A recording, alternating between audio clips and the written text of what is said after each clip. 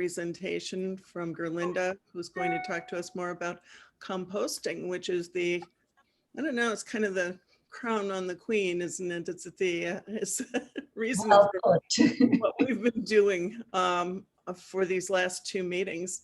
And now we're at the pièce de résistance.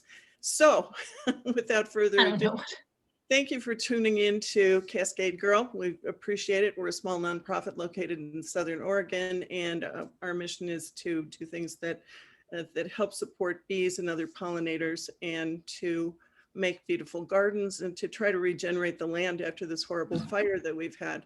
So after this experience today, we'll also have the opportunity in the future to join Gerlinde in the garden and actually try to make a difference in Phoenix, which has been so terribly damaged. We're going to be doing some organic planting at Allison Fairbank's place, which is located on 99, and it's a beautiful, beautiful new venue, which includes spaces for all different kinds of artisans and makers. And we're also going to be doing some work in Blue Heron Park to do actual biodynamic planting. So I'm very excited about that, kind of waiting for this opportunity. And we'll get some good weather here and clear Gerlinde's schedule and let you know when those two things will be happening at Phoenix Industrial Studios and the Blue Heron Garden. So without further ado, let me turn this over to you, Gerlinde. Well, I want to welcome everyone here once again today for our third installment. And a special thanks to Sharon, who has lost so much in the fires, and I just admire you for being able to move on and then indeed organize something of this caliber. It's just you are outstanding. So first we need our first picture. And so I start with a verse, and that's the self-heal. If we can do that first picture, Sharon, please. That's it. Number 2.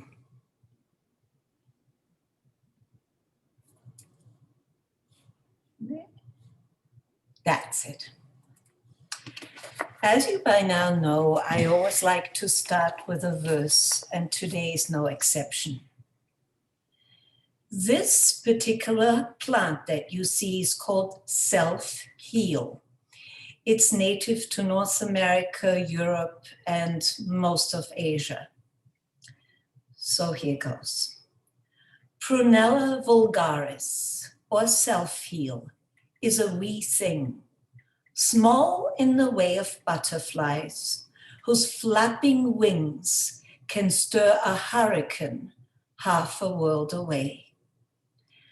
Like a pebble dropped in a pond, self-heal ripples outward, allowing healing to begin. She reminds us that one properly placed shift, no matter how small, creates concentric circles of effect, each amplifying change. Ripple out from here, she whispers, as she helps us discover the secret of our own true healing. Drop your pebble in the pond.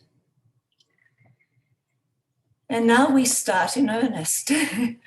Today, the third big component of biodynamics is indeed the compost. Biodynamic methods are highly efficient in this key task of potentizing what nature already does, whilst nurturing a healthy living compost. Making good compost is an alchemical process where you become directly involved in creating the conditions for life to flourish in your garden, and especially with your vegetables, but think of the garden also as feeding your pollinators and birds and other animals. the humification that is creating humus of organic matter is essential in biodynamic methods. Biodynamic compost in the traditional way is made in one fell swoop. And we create one pile, we call them piles or heaps, although it's not rounded, it's more like a table. And what we do here is we layer it, and you'll find out how that layering is, and then we add the 6 compost preparations to the compost, and then it gets covered with either straw or old hay. These preparations act on the compost and especially on the soil where the compost is applied to. They don't just add nutrients, although it's very nutrient dense, but they mobilize elements in the soil and also within the cosmos, in the planetary forces. They work through the compost a bit like yeast.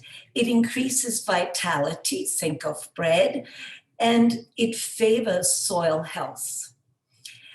There's nothing like a biodynamic compost. I will say that, and I have seen and worked with many composts, but till you've worked with biodynamic composts, you don't know what you're missing. For achieving, however, a guided decomposition of the compost heap into a healthy living soil, the 4 elements of earth, air, water, and fire, which are the framework of many biodynamic practices, must be in a balanced relationship. Think of when we first, in our first talk, talked about the moon phase and how they fit into these 4 categories as we go through the planets that are either planets that are air, water, fire, and earth, and represented. So to us, it's very important to always move with these elements because they are vital and integral part of our life. So let's start with the earth, and I will explain it in details as we go through the compost making. That is the solid matter in the heap. It comprises of green materials, but also of which would be the nitrogen material, and then the brown material, which is carbon. Also manure, some garden soil or old compost, wood chips, and the biodynamic preparations starting with BD 502 through BD 506, because the last one, BD 507, that is actually a liquid, and that goes into the next category, which indeed is water. A good compost pile needs adequate water, no question about it. Without water, it dries up and it does not invite any kind of living organisms, and that would include earthworms too. But so many times when a compost gets too dry, people might have compost bins, I do, and when people forget to add moisture, there's nothing that can happen in that compost. So that's a very critical stage. The next one is air. It's vital to life to make sure that the compost is not too tightly squeezed and pressed, because otherwise the aerobic bacteria can't come in and it becomes an anaerobic compost. In biodynamics, we never, ever, ever use anything anaerobic. It's always aerobic. We need that element. And so you will find out in a moment, the green matter is always left more bulky and is not shredded. Then the fire element, and that is the last one, involves the initial heating. You will find that in the first 10 days, your compost pile heats up significantly and then it cools down again. And that is very important for the living activity of metabolizing substance and will run its natural course. It's, it cools down and then it will be warm, but the initial heating is very, very important. So that right mixture of all these four elements we need to observe. So how do we start a compost pile? And what you do is you gather a lot of brown, and brown material is also carbon material over a period of time. Keep it ideally out of the rain. You can cover it, you can bag it up until you start making your compost pile. And when you make your compost pile, invite your friends, but only invite those who are not antagonistic to gardening. You want to create this very positive element in your garden and obviously in your compost. So the brown matter should be chipped, because you could use wood chips, twigs, but they really have to be chipped, shredded, or mulched for leaves. They should not be left whole. And then you also, and that should make up 60% of your compost. So that's a lot of material. 30% of your compost should come from green materials. Now, that could be grass clippings, kitchen waste, peelings and all sorts of things. Also, as you clear out spent vegetables, say vines from tomatoes or other things, that goes in it. Also prunings, providing they're not too thick and they're still fresh and green, all of that gets gathered too. And they should never, ever be chipped, shredded, or mulched. They should be as whole as can be, because they create your air tunnel, although it's not a tunnel, but they create the aeration or the aeration level. 10% of your compost should comprise of 5% of garden soil, just any garden soil, and 5% ideally of fresh manure, ideally from a lactating cow. As you might remember in our second talk, when we talked about preparations, you may remember that cows take in the cosmic planetary energy through their horns and hoofs, and it helps their ruminant digestive tract because they have several chambers within their stomachs. And even their waste matter still contains those energies. Strange as it may sound, cow manure rocks in the biodynamic world. But if you can't get cow manure, you could also use the manure of another ruminant animal, and that would be goats or sheep. If you can't get that, then absolutely use chicken manure. They're not ruminant animals, but chicken manure is fine. And you could use a mixture of all of the above. If you can't get manure, well, it's not the end of the world. Then the other thing we use is hydrated lime. And I just bought a bag. I hope you can see it. Yeah, that's hydrated lime. And we can also use a little slurry of clay. But as I go through the building process, I'll tell you how that is. So first we need the next picture, please, Sharon. And no, it's not the previous one, sorry. But the drawing of how the pile is being done. Yes. So a typical biodynamic compost pile is more made like a table. And how we do that is we need to have a big area, because a compost pile should be 8 feet long and 4 feet wide. Now, don't despair. This is not the only way the only manner we make compost. I, for instance, don't have that much material, so I use a compost bin. But what one can also do is band together with other people. And if someone has enough space, one could create a kind of community biodynamic compost pile. And that's a lot of fun too. I've done that many, many times. So first of all, you have to chip away the grassy area. And you know, what we tend to do is we dig down and then laterally scoop out the grass. You don't want to do that in a biodynamic compost pile.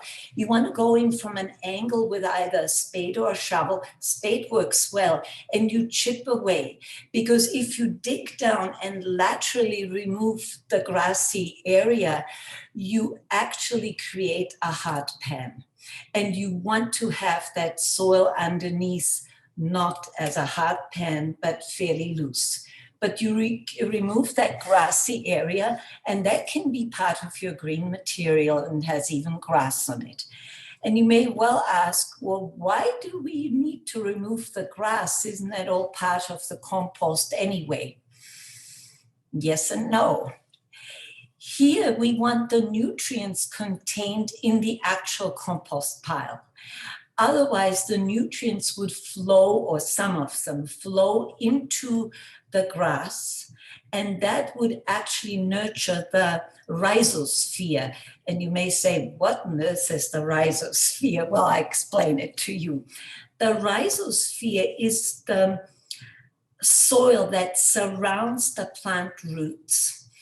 And it's created with the interrelationship with root plants and the microbial community in the soil.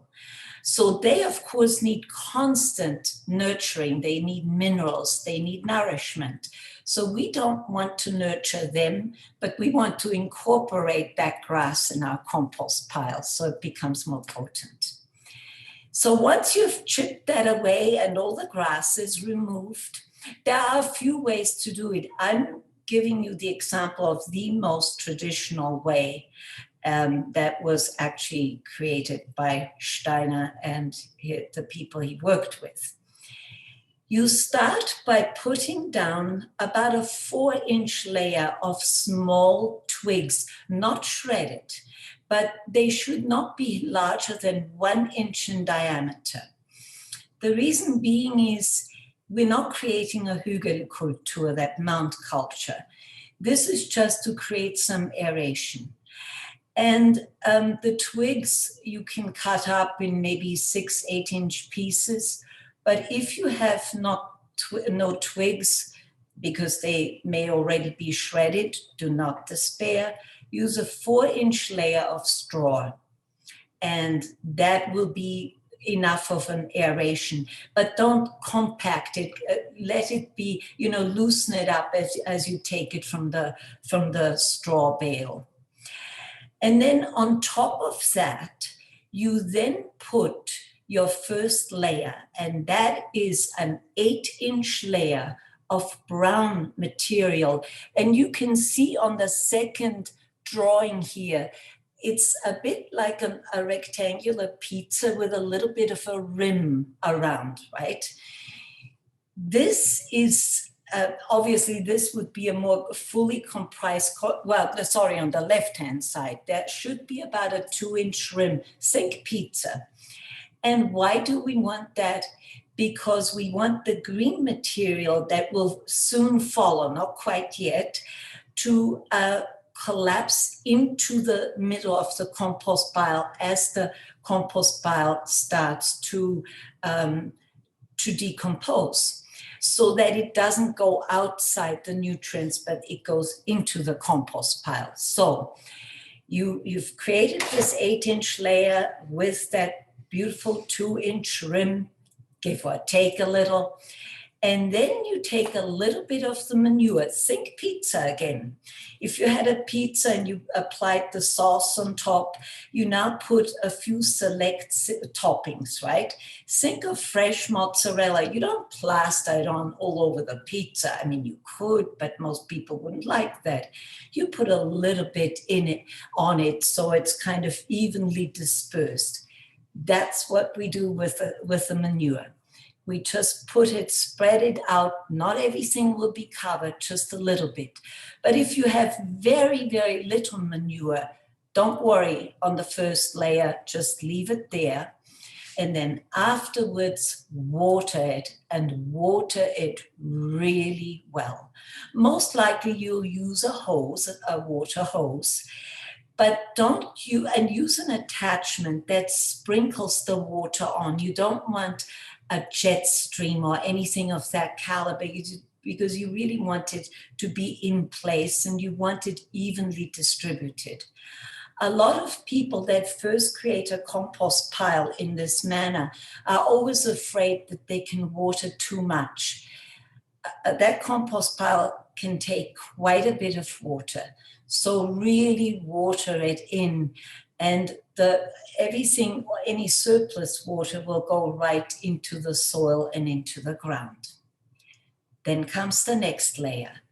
The next layer is your green material. And even though I told you the ratio between the brown material, the carbon material, to the green material, it should be 2 parts carbon, 1 part green. But the green hasn't been mulched or shredded. So add about a 6-inch layer and spread it out very evenly. And we can go now to the next picture too, Sharon. That'll be good. If she's here. Yes. See, that's where he's chipped off the thing, and we can go even to the next one. If that's possible. Yes. See, she's adding her brown material, and she's using she's splashing it on with water, but that truly won't be enough. She'd need a lot of water. Otherwise, she's in dire straits, but hopefully she'll add a lot more water. And then we can probably go to the next one too, please, Sharon. Yes. This is now a more, this has had several layers, but you can see the green in between. So you add about 6 inches of that green material because it will go down. And then what you add is a few shovelfuls of good garden soil. If you have old compost, you can put a little bit on it. It's like a sprinkling on top. And then you can use, and that's not a bad thing, a clay slurry, especially if you don't have hydrated lime. You can use either a very clay soil, a chunk of it, put it in water, and we dynamize everything, dynamize it for 10 minutes, and then splash it over the soil. Otherwise, you use your hydrated lime. The hydrated lime contains the nitrogen in the compost, and it's just a really great thing to have. I love it because otherwise some nitrogen might escape, although in this compost pile, that's highly unlikely. And when you work with people, with more and it's not just yourself, and create the compost pile, you have a designated person who spread the lime, and I tell you why. You need to wear rubber gloves because it can create irritation on your skin. You need to wear glasses or goggles, and ideally a mask. You do not want to breathe it in its dry form. So you have a designated person, it could be yourself, and then you tell all your friends, step aside, they go all back, and then you sprinkle lime over it, either over the garden soil or over the clay slurry, and you sprinkle it think of dusting a cake with a little powdered sugar. That's exactly what it should be like. It's just a very fine dusting. And then you water that compost pile like there's no tomorrow. You really give it a lot of water. As I say, you can't overwater it. And then what I like to do is I want to stick a fork in it and move it about a little bit to integrate it a little bit and just wiggle it about. And then you do the next layer, and the next layer will be 8 inches of the dry carbon material. If you haven't used manure before, this would be a good time to use some now. And water it really well. Then add a 6-inch layer of green material, the nitrogen material, add some soil or old compost, and then add either a clay slurry and a hydrated lime. You can do both, and water it and wiggle it about with your, obviously it's a garden fork and not a fork you would use for eating. That goes without saying. And you layer it until your pile is approximately 4 feet high. I know it's a lot. And you end up, the top layer should be the carbon layer, but no more manure. At the very top, we don't place manure. But you still want to water it really, really well. The most important thing is watering. I remember way back when I lived in Australia, I visited a biodynamic community. Well, it was kind of a community for disabled people outside of Melbourne. And they invited me to see if I could help them with the compost pile. And of course I could. And when I said put some water down, they just splashed over this entire first layer, just one regular watering can over. And I go, do you have a hose? And they go, yes. And then I showed them how to water it. And they go, isn't that too much? Won't it just be all putrid? And I go, no, please. Trust me. Well, they did, and all was well. So never fear. So when the last layer is done, and maybe we can go to the next picture now, please, Sharon. This is the completed compost before the preparations go in. Doesn't it look lovely? And it looks a bit like Table Rock, let's face it, for those in our region. And then what you do is you take a really big in diameter stakes, a stake with a very pointy area, and you drive that in. Maybe we can show the next picture too, Sharon. That's it. So if this were your compost pile, the rectangle in that on that green background, you have to create 6 holes. The nettle can go a little bit in, but not necessarily. I've done it just on both sides on the periphery. And the way you put it in is, if this is your compost pile, the top, I don't know if you can see it, you drive the stakes in at a 45-degree angle. You try and go toward the center, not to the center, but toward the center. And those stakes should be at least 3 inches in diameter. And they have to not only go toward the center in a lateral way or in a slanted way, but they also have to go down half the compost pile. So you really can pound those stakes in. And now, what's very important is they have to, on a 4-foot high compost pile, minimally they should go down 20 inches, but ideally 24 inches. So really drive those stakes in. And then you take your preparations, and I have them in my little cabinet here. See, I have them all from the Josephine Porter Institute. These are all my preparations. And I hope you can see them. And then there's the valerian that comes in a little vial. So what I then do, because as you know, I'm a traditionalist, I actually don't use valerian, nettle, dandelion, and on the other side, chamomile, oak bark, yarrow.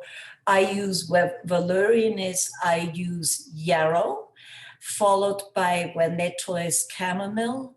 And then I use nettles on top where dandelion would be. And then I go to where yarrow is and use oak bark. And then dandelion where oak bark is in this picture. So I go right from BD 502 through BD 507, except BD 507 doesn't go in straight away. And where chamomile is, that would be your hole for the valerian. And then I take some garden soil that I moistened, not wet, but moist, and I form in my hand a little patty. Like making a burger. I do veggie burgers, same thing. And then you take a little of the preparation. Now this would make, all the preparations here would be good for one compost pile. It's good for 1.5 tons of materials. So it's pretty amazing how a little bit of that can make such an indentation. And then you fold that patty of your soil over and wrap the preparation in the middle. Think of making a dumpling, same thing. And you wrap it tightly, and these balls should be the golf ball size. And you do that with all the 5 preparations except for valerian. With the valerian, you might want a designated person that puts the little vial of valerian in a bucket with about 2 gallons of water, sometimes 1, but I go about 2 gallons for a compost pile is about right in my estimation. And you dynamize it. Now at the Josephine Porter Institute, because thank God I read that last night because I didn't know, they shortcut the dynamizing. They say 10 minutes is enough. I'm the traditionalist. I go 20 minutes. I think Steiner knew best, and that's who I go with. Sorry. And then you dynamize it for 20 minutes. I really recommend that. And then you pour 1/2 gallon of the valerian into the last hole, which if you go around from BD 502 through 507, that would be where on this drawing chamomile is. But if you want to do this, it does work. I have tried it both ways, and there are even 2 other ways you can do it, but I do it just in order. It's easier and you don't have to reinvent the wheel, so to speak, and it works. A dream come true. And then you fill those holes with soil and really tamp it down, because you want to create a seal. Obviously, you don't create a hermetic seal, but because there's air in the compost, but you want to seal it off fairly well with soil. And then the fun starts. The remaining 1.5 gallons of dynamized valerian, you put in a sprayer. It can be just any sprayer. And maybe we can have the next picture. I don't know if that will give, no, that doesn't give us anything. That just gives us the planets as they correspond to the biodynamic formulas. Anyhow, then you spray it over the entire compost heap. On the sides and on the top. What you do is you create a seal, a warm seal. Think of it like a warm blanket in the winter that envelops your entire compost pile. It's cozy, it's warm, things are starting to happen. And it might seem, oh, this is hibernation.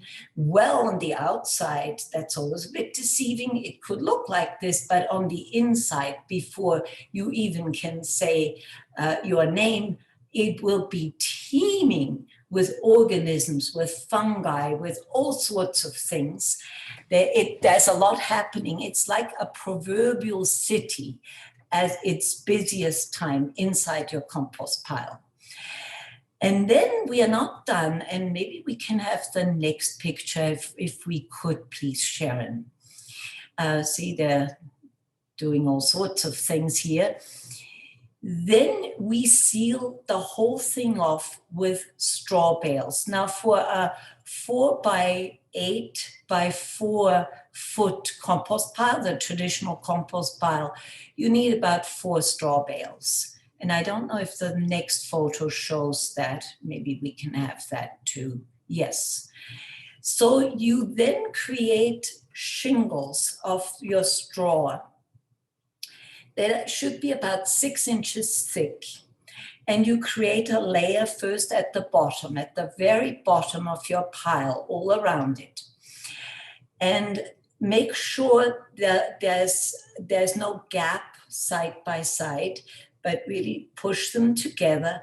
And then the next layer, you put it on like a roof in a way. You let it slightly overlap, not a lot, but you create the next layer and the next layer, and then you put all the straw on top.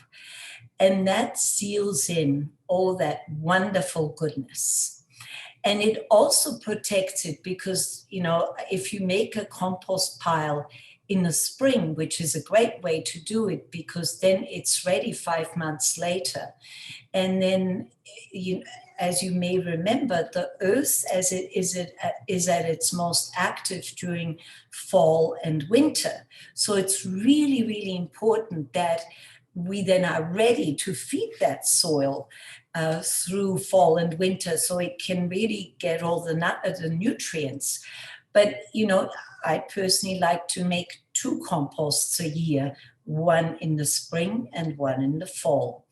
But it seals, the straw seals off the inside of the pile from too much heat, sun in the summer, and rain in the winter. It really acts like this wonderful seal and lets nothing penetrate.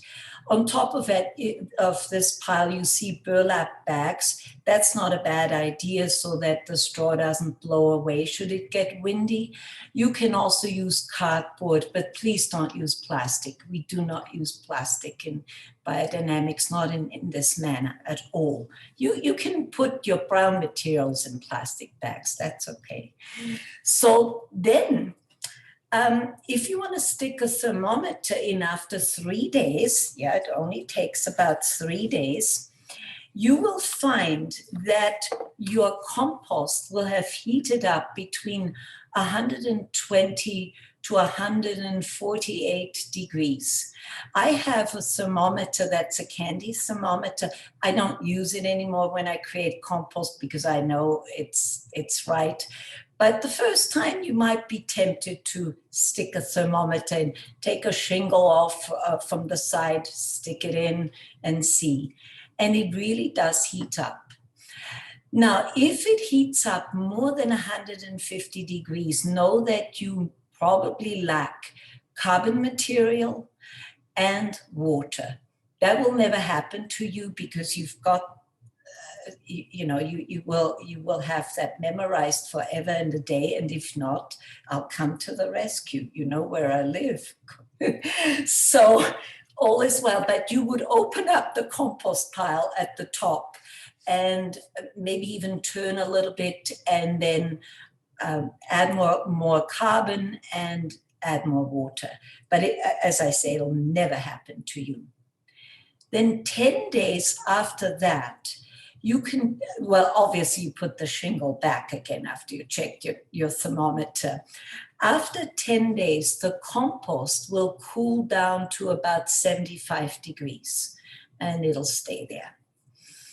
Then after 6 weeks, you might want to check it just out of your own curiosity, take a shingle away, and you will see that the grass clippings and the manure have totally broken down. That is really exciting. And then 3.5 months later after that, so altogether 5 months after you've created your compost pile, it will turn into most beautiful humus you have ever had in your life. Nothing can compare with it. You have the most lovely colloidal compost.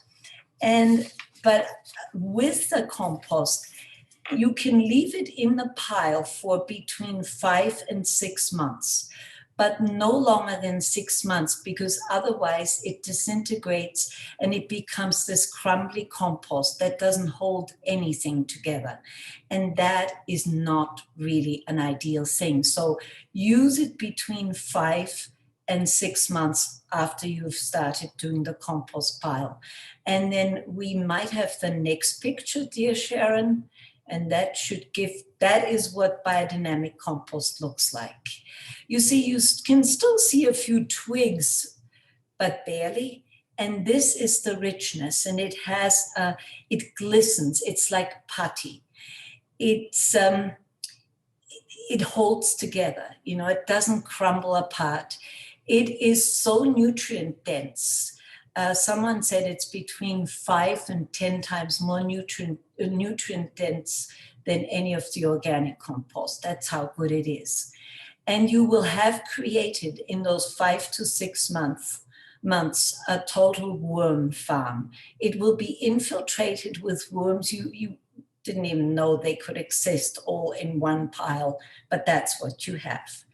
And then you spread it over the soil.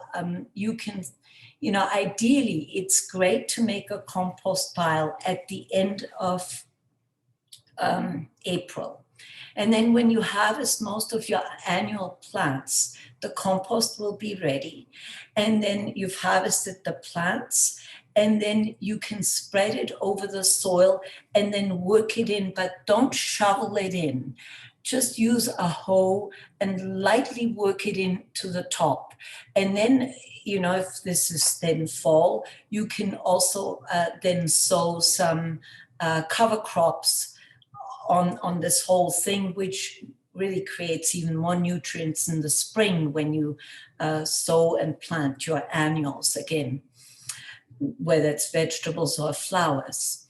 The compost is also very good to use around any cultivated plant, that's a flowering plant, around fruit trees, berries. It is just absolutely life's elixir for your soil, the plants, and everyone in your compost. Working with biodynamic compost, you take in that goodness, that energy, and it is outstanding what it will do for you as humans, what it does for us. It enlivens us. It literally does. So there is your traditional compost pile. But we can do something different too. And that is, most of biodynamic gardeners, we just don't have the materials to create that kind of compost pile. And it really isn't good to create a smaller one. It has to be that size. It can be larger too if you do a traditional compost pile. And just before we go into the compost bin, I want to tell you something. In Austria, close to where I grew up, there was a big, large biodynamic farm. They created compost piles in segments. They were 150 feet long and always 4 feet wide. You never increased the width. It was unbelievable. And they created those piles, because I helped, in one day. I mean, really and truly, but they invited a lot of people and we had so much fun doing it. So just know there's a lot of fun to be had. But for us that can't do that, thank goodness for compost bins is all I can say. It is a life savings. And I'm one of the people that uses a compost bin. Back in Boulder, I didn't. I actually created compost piles, albeit with my neighbors who then got the benefit of the compost. But compost piles are really a great way. I just had to get my next preparation. I hide them because I want to get them away from electronics. Sorry about that, but that's how it is. I'm a purist when it comes to biodynamics. So what you do is, for instance, my current compost bins are 130 gallons. So they're big, they're very big. It does not matter whether you have wooden compost bins, metal ones, recycled plastic, a lot of them are. It really doesn't matter what material. It doesn't matter even whether you have a lid or not. That is irrelevant. And the size doesn't matter either. But when you place your compost bin down and you start all afresh, make sure you chip off the grassy area so you don't feed the rhizosphere of the grassy area, and then place a 4-inch layer of either loose twigs or straw down or a combination, because you really do need that as an aeration at the bottom. When I started recently my new compost bins, I had some twigs, but not enough. And my lovely neighbors came to the rescue. They had organic straw, and I replenished the rest with a straw, and it works well. And then, of course, you can't always layer it just like a compost pile, and neither should you. As you have materials that become available, throw it in the compost pile. Most of it will probably be kitchen material, peelings, and all sorts of things. But always kind of keep an eye. If you have a certain amount of green stuff, have some mulched brown carbon material, and then always add twice as much, because you do not want to incur any, number one, anaerobic endeavors, but also when you have too much nitrogen going on, whether it's a compost pile or a compost bin, often white or grayish mold forms. You do not want that mold in your compost, because that's anaerobic. We don't want that at all. If you excuse me, I'll just take a drink of water. I've been talking too much. And then after you have maybe a layer of 8 inches, there's something really remarkable available. I hope you can see it all. It's called Pfeiffer Biodynamic Compost Starter. And you go, why does she pronounce this name so weirdly? Well, let me tell you, Dr. Ehrenfried Pfeiffer was a farmer initially from southern Germany. He met Dr. Steiner, Rudolf Steiner, when he was 19. So that would have been in 1918 when he met him. And he became extremely involved in anthroposophy as a whole.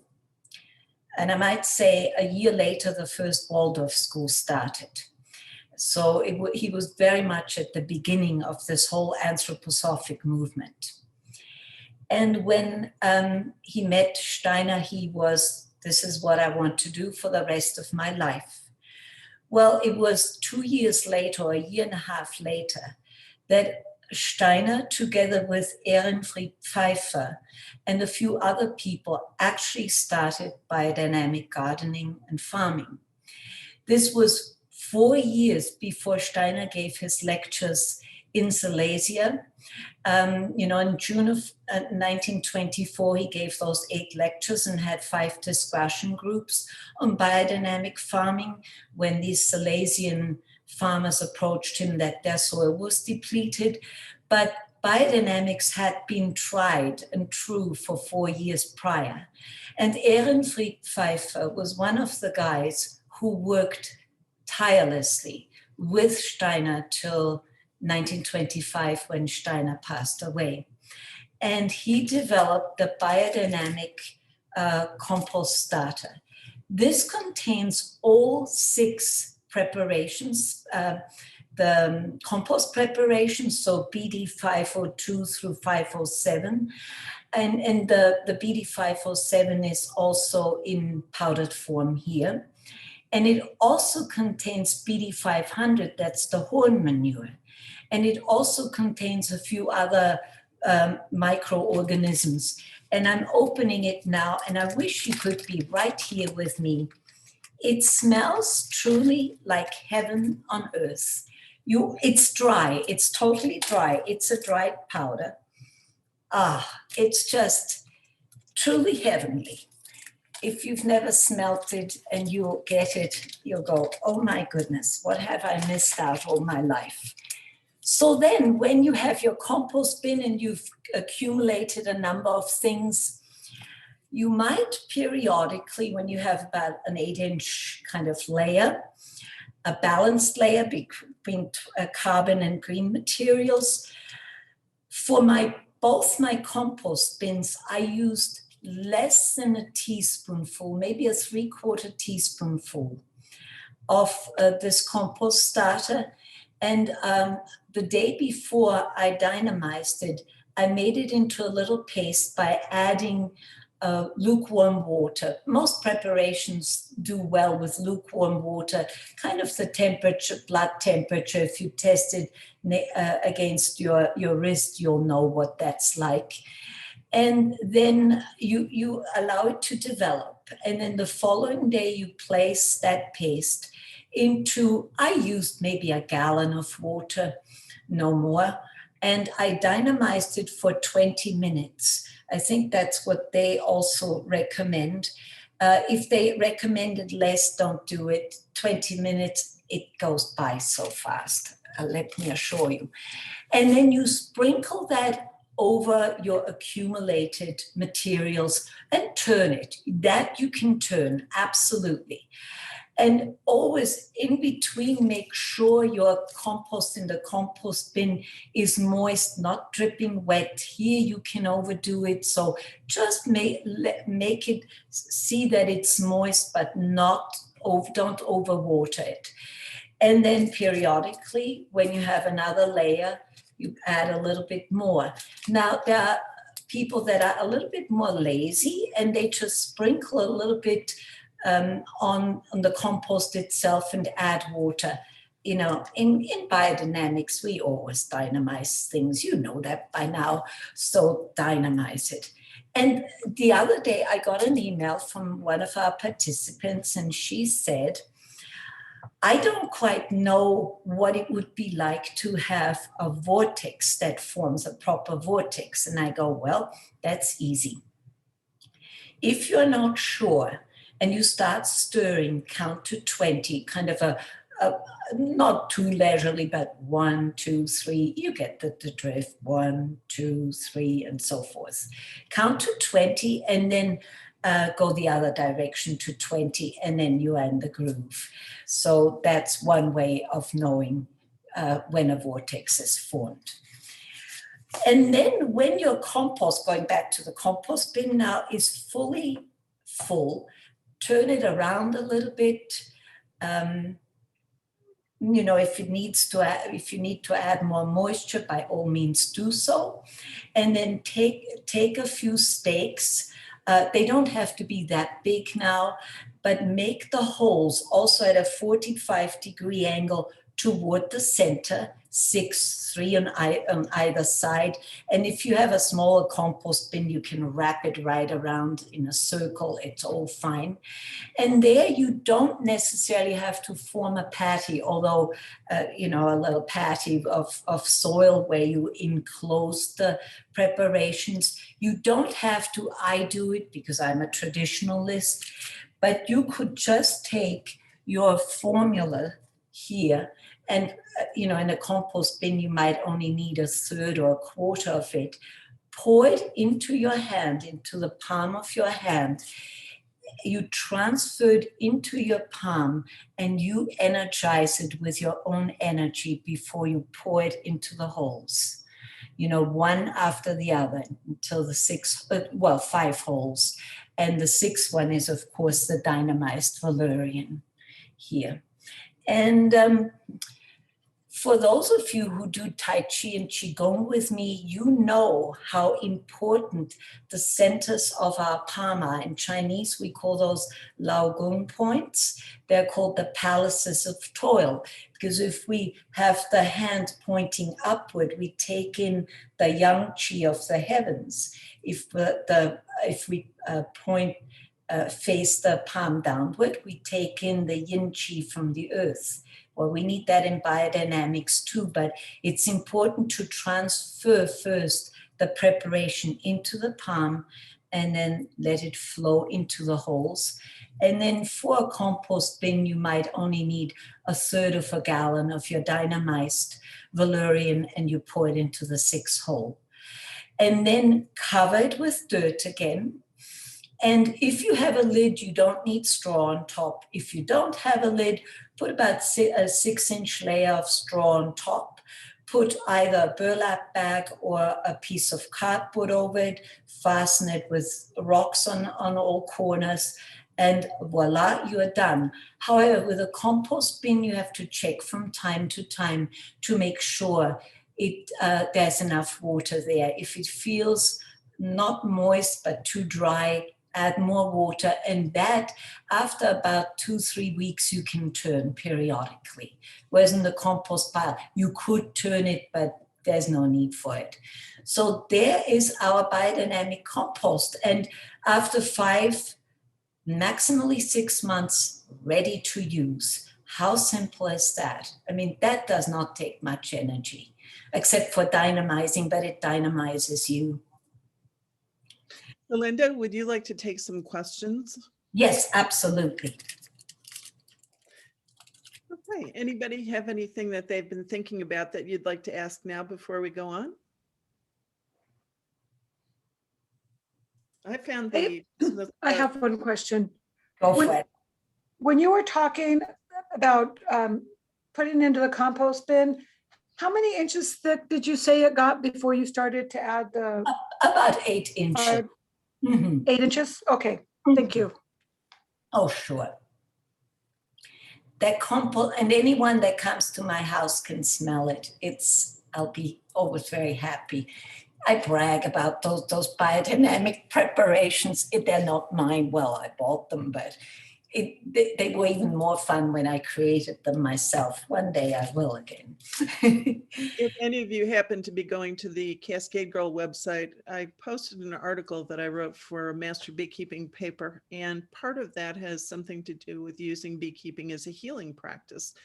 Now that in itself is related to this, because in it I talk about some of the microorganisms that you might be inhaling when you are gardening, and there's a very good physiological basis for gardening having a good effect on people's mood and energy.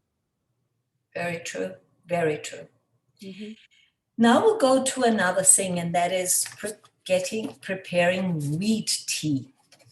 You know, weeds are in competition with cultivated plants, whether they are plants that you grow for the flower and the beauty, or whether you grow vegetables.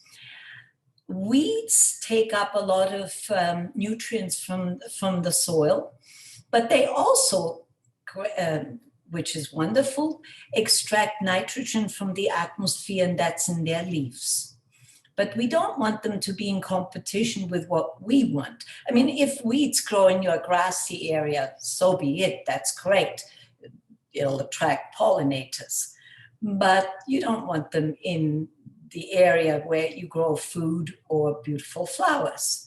So how do we do that? We pull the weeds out, root and all, as much as we can. And what I do is put them, you know, any of those weeds, put them in a mesh bag, tie it up, put them in a bucket, add some water, just regular, pure water, but the temperature here doesn't matter. You might want to put a rock over your mesh bag with the weeds.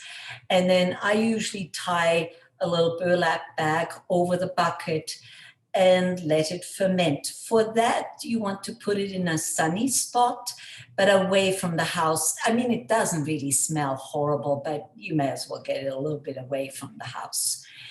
And then let it stand for about 2 to 2.5 weeks. By that time, all the nutrients are extracted into your fermented wheat tea. That's what we call it.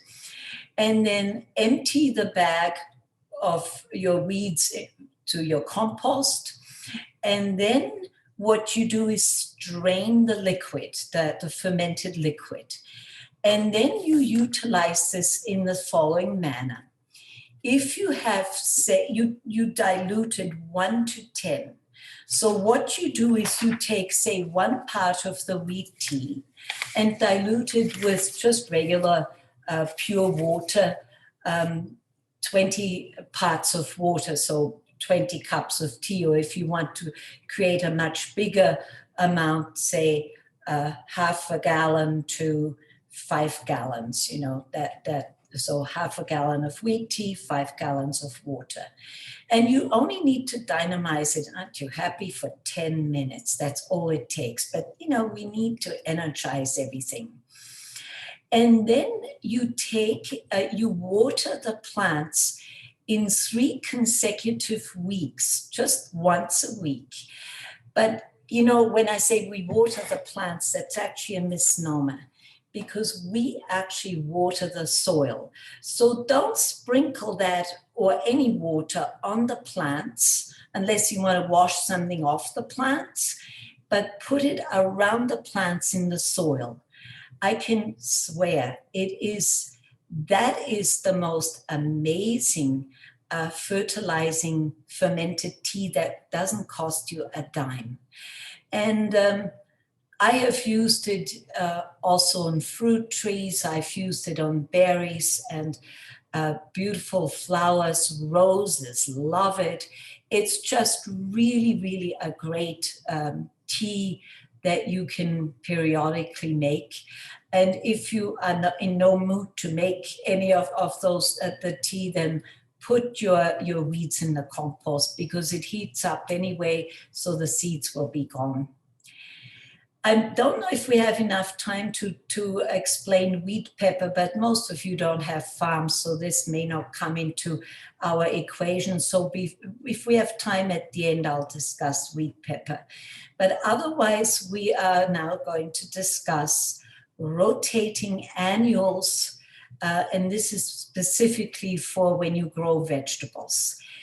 When we rotate our crop, this is also the way for companion planting in this case. As I've explained in the very first of our talks, we like raised soil levels. That does not have to be in a container like a raised bed, but it can be a raised bed by just adding more soil, so it gives it more aeration and invites more of the earthworms. They love that. And what you do is, you know, that if you have just I don't mean a garden, but a garden without the raised beds, just increase the soil level, raise it up by about 4 to 6 inches. That's enough. And then divide your garden, your vegetable garden, in 4 zones. You know, group, or you can call it group 1, group 2, group 3, and 4. And this would be for your first year, and then you shifted 1 over for the successive years. This is how it goes. In my case, I have 4 raised beds just for vegetables, but you know, I started afresh and could. But you can do it anywhere, as long as you have those 4 zones in mind. Group 1 is the one that replenishes the soil the most. And that would be all your legume family. That means year 1, you plant any bean, including soybean, runner bean, lima bean, green bean, broad bean, any bean in between. You also, or your peas, and also chickpeas. And lentils, although lentils you might want to do in a cooler weather because they really do not do well in the heat. For instance, Montana has some of the best organic lentil growers these days because it's cold there and they do very well. So that would be your group 1. Group 2 is the brassica and leafy greens, not all of them. I'll give you the list in a moment. Oh, and before I forget, in the biodynamic articles that I have read, this is often not written by people who are very familiar with biodynamics, otherwise they wouldn't have written it. They often go, oh, well, you plant into group 1 everything that grows under when the moon is in a fire sign or when the moon is in an earth sign or whatever. Nothing could be further from the truth. The first group happened to be when the moon is in a fire sign, and that would be Aries, Leo, and Sagittarius, only because these are, we consider those fruits, you know, because we get the end result, right? But that's only coincidental because these are the legume family and they're nitrogen giving to the soil, because they literally extract the nitrogen from the soil. Group 2 is already a very different matter. It contains, as I mentioned, brassicas as well as some leafy greens, but some is true. They need good soil, so you might add a little bit more compost to that group 2 for the upcoming season. And they also usually need a little bit more water as they grow. That now comprises of mustard greens, arugula, kale, all cabbages, including Chinese ones, spinach and chard, although spinach can also go into the next category, cauliflower, Brussels sprouts, kohlrabi, radishes, and turnips and rutabagas. So you can see it's kind of a motley affair. It's not just brassicas. We have root vegetables. We have flowers, cauliflower, you know, we have all sorts of things in there. That is your group 2. Group 3 comprises of a very versatile group. They only need a moderate level of fertile soil, so you don't have to go really gung-ho with your compost. Little compost is fine, but they don't need a lot. And this comprises of onions, garlic, leeks, celery, fennel, beets, celeriac, endive, carrots, chicory, Jerusalem artichokes, sweet potatoes, lettuce, parsnips, spinach. So spinach would go either in group 2 or 3, and a corn salad, which is also known as mash. It's not corn, it's a green salad, and wonderful to eat, very rich in iron and all sorts of goodness. But also in group 3, potatoes go in. So that is a very, very mixed group, but they really love each other, these plants, so they do well. If anyone doesn't get the exact what all categories, feel free to shoot me an email and I will email the whole list to you. My email, just for point of reference, is gardenintalent@gmail.com. No spaces, no periods. gardenintalent@gmail.com. Group 4 is a very flexible group. They also only need moderate soil fertility, and that includes peppers, tomatoes, cucumbers, squashes, tomatillos, eggplants, and sweet corn. Now, they love each other really well, so they do well. Having now gone through the 4 groups, the following year, group 1 becomes group 4, and group 2 becomes group 1. So you just shifted one over. You get the point. But I want to say something about tomatoes. Tomatoes would do very well in their own same space year after year after year. They love their own kin much more than anyone else. I will say that.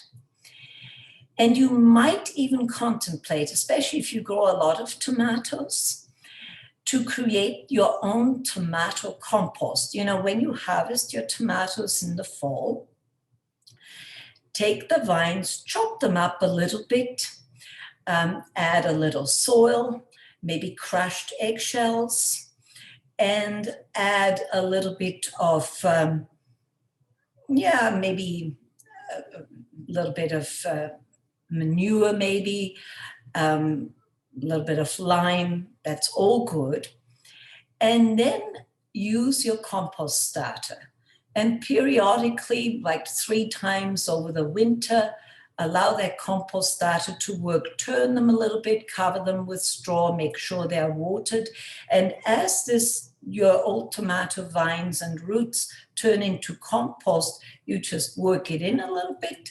When it's time to plant your tomatoes, which will be in May sometimes, and your tomatoes will love you forever because they just love their own kin. They like their family. I mean, what a great plant it is. They love their family. So that's a good one. But if you want to rotate them, you can do that too, especially if you only grow a few. But, I know of a number of people who grow tons of tomatoes and they are just happy campers. Now we'll talk about so here you have companion planting at its absolute best. We do also do some different companion planting, but it's more plants that help repel pests. Now, some of these plants can be invasive.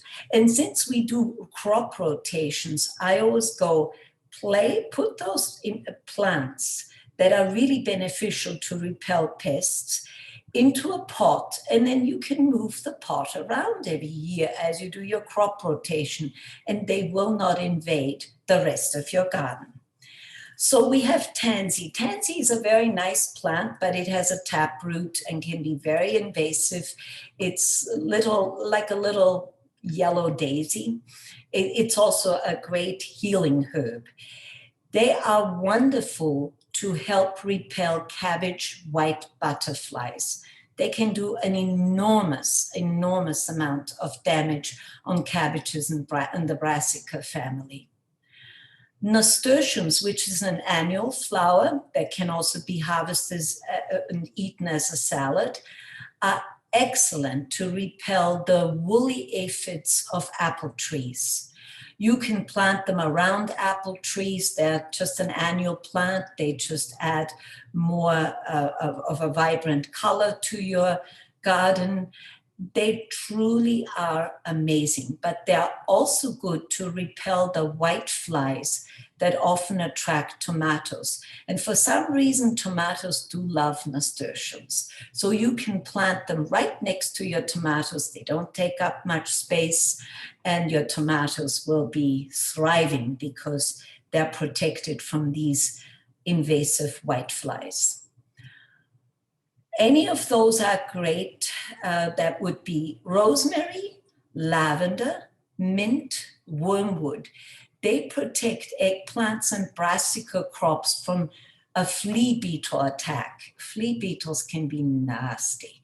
You may not have them, but if you are aware that you might have them, any of these plants, as I say, rosemary, lavender, mint, and wormwood, not all of them necessarily, but at least one of them.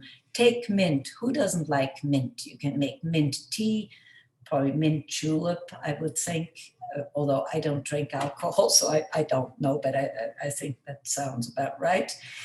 But this is a really great way to, you don't want, truly, mint can take over your garden if you let it go wild. So if you could put it in a container, you can harvest it, get the benefits of the mint, but then also use it against flea beetles. It's really great. And it also, any moles and voles do not like it. And I want to, because we had a garden club meeting and I only partook for 1 hour, full disclosure, because I had a few things on my plate. So that was earlier this morning. And there was a question coming up, what do I do with moles or voles that invade your garden?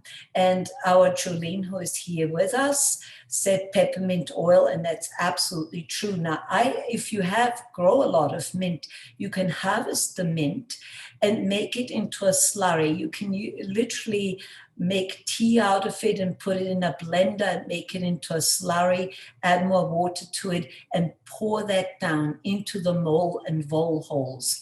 They will leave you as in, oh my God, they will take flight and probably invade your neighbor. But you will never have a problem with them. And it doesn't harm them. The moles or voles, they just don't like the mint. And if you grow mint, the likelihood of them invading is next to none. That's just a little aside. Then another thing that's very good are marigolds, especially next to tomatoes. And they do, tomatoes like marigolds too. So they're not just so standoffish that they only like their own kind. They do like nasturtiums and marigold. The marigold roots, they release a compound into the soil, and that flushes away a lot of soil pests, underground pests. So that's really good, and tomatoes really like that. Now, when you do crop rotations, you don't have to put in extracurricular onions and leeks, because every 4 years they've made their rotation in your 4 groups.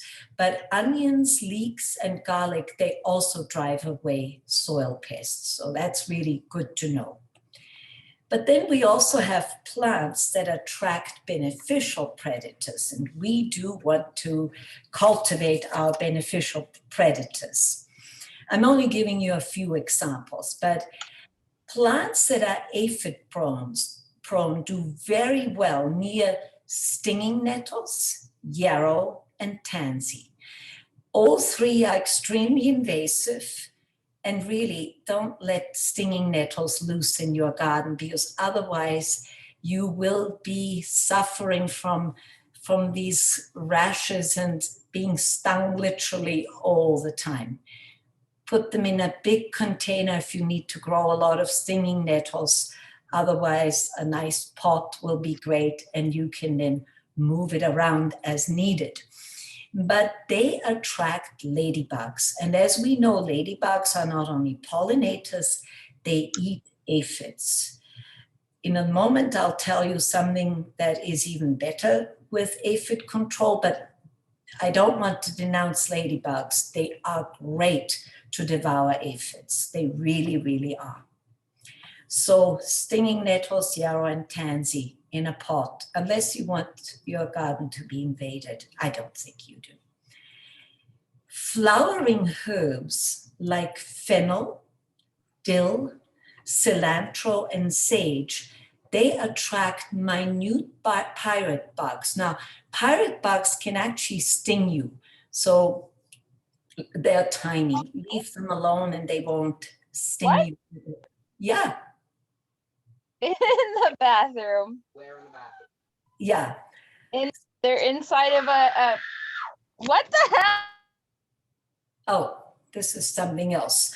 So anyhow, with the pirate bugs, they are actually really great. You do want them, especially if you have one of the most horrible things called thrips, Thrips. As nymphs, they can devour all your greens in no time at all. And they're almost a bit see-through, the nymphs of a thrip. And then the grown thrips, the adults, as they go through another metamorphosis, they are black, small, and narrow, but really nasty. You do not want them anywhere near leafy greens. They can also do a number on brassicas. In my previous house, there used to live kind of way kitty corner across an elderly couple. Dave and Dorothy. They were in their 80s, and Dave was in his 90s. And one day Dorothy came over saying, I don't know what I have in the garden. And I go, well, let me look. And I go, oh my goodness, you have thrips. And she grew a lot of chard because they ate a lot of chard. And my God, that chard was really not doing well at all with these thrips. And so I said, Dorothy, she had a lot of things growing in those days. I said, let's dig out some of your cilantro and sage because she had them abundantly there, put them right next to it in a pot. And she said within 4 days that all the thrips were gone. So her garden was safe and sound. The same culinary herbs, fennel, dill, cilantro, and sage, also attract hoverflies, also known as syrphid flies. You may not know what they look like, but I actually prepared, they're really tiny, but you might see them. That's what they look like. They're very narrow, and they are flies because unlike bees, they have a set of double wings. They only have a set of single wings, right? So you know it's a fly. They are wonderful. They are very tiny, a bit more narrow, and they buzz about. They kind of zoom about, pardon the pun. And they are pollinators, the adults are, but they always seek out plants where aphids are. So if you have then, say, sage next to a plant that has aphids, or if you have dill or cilantro, they like it even more because they're attracted to that. And they lay their eggs right next to the aphids on the leaves. It takes about 4 or 5 days until the little larvae emerges. And the larvae are blind, by the way, from the syrphid flies, but they have an amazing sense. They know exactly where the aphids are. And they literally suck out the juices from the aphid, and all that's left is literally their legs and their head. For some reason, they don't like the head. And they go, it takes them until they go to the next state of metamorphosis, about 2 weeks. So they have to grow a decent size. In that time, each of these larvae consume between 300 and 400 aphids. So hooray for that. We do want to cultivate them. I want to, a little aside, if you grow milkweed, and I hope many of you do, those aphids will never invade another plant species. They only stay on the milkweed, but you will always find hoverflies, syrphid flies, same thing, always around milkweed because they need for their new brood, the aphids. There's also something else called a parasitic wasp, and I'm sorry I didn't download a picture for you. You can Google it. It's parasitic wasp. They are certainly a wasp species. However, they really don't sting. You'd have to really threaten them with God knows what until they would even defend themselves. They are amazing creatures. They go and gravitate to the caterpillars of the cabbage white butterflies. You know what a damage that can do. So when the larvae emerges from these eggs from the cabbage white butterflies, they can devour all your cabbages, brassicas, and leafy greens. I mean, they can decimate your garden in no time at all. In come the parasitic wasps, and it's an incredible task for them to conquer one of these caterpillars, because the caterpillars want to devour the wasp, or at least decimate it. Well, the wasp usually succeeds to lay eggs, and in one fell swoop, they lay 50 eggs into that caterpillar. Imagine that. And while they do, the eggs emerge and they eat their way through the caterpillar is still alive and well. And then all of a sudden they pop out through the skin, they wiggle out, all 50 of them, and they surround the caterpillar. So the caterpillar looks like it's just inundated and covered with these little larvae. But the moment they hatch, they envelop themselves with a kind of a golden, thready looking thing. And the caterpillars are so dumb at that point, they actually think they're protecting their own brood.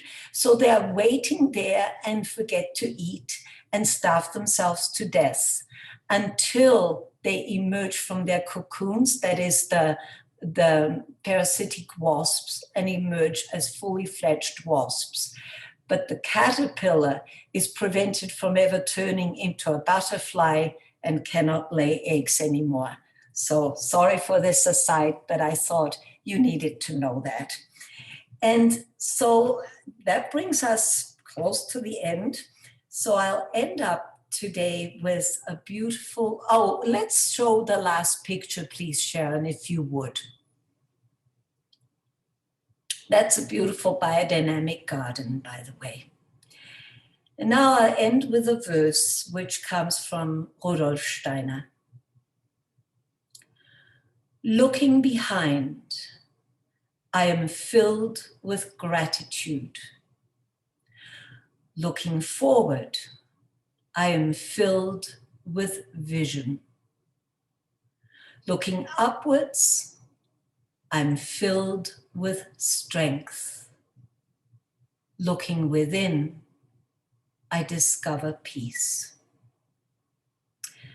I thank you all so much for partaking in these talks. You have rocked my world and those of the biodynamic realm, and it's been really lovely. Thank you. Thank you, Gerlinde. Thank you. Really, really interesting. Thank you, Gerlinde. You're I welcome. enjoy working with you. And you can always email me, and Yes. and you can visit me Yay. when I'm We'd doing love to. my mad stuff in the garden or at home. I mean, in the house. You're always welcome.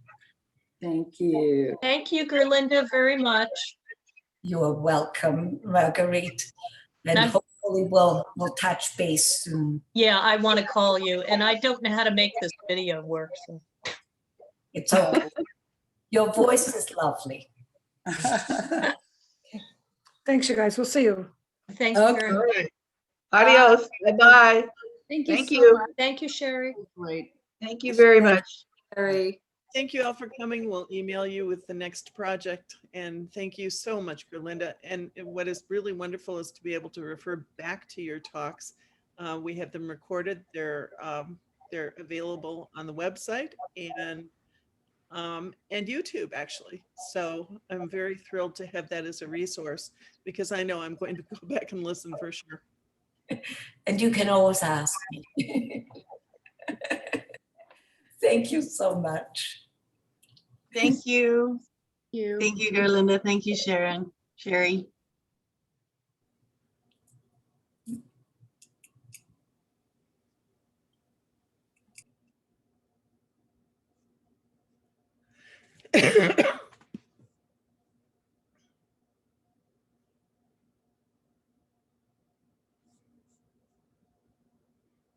Thank you.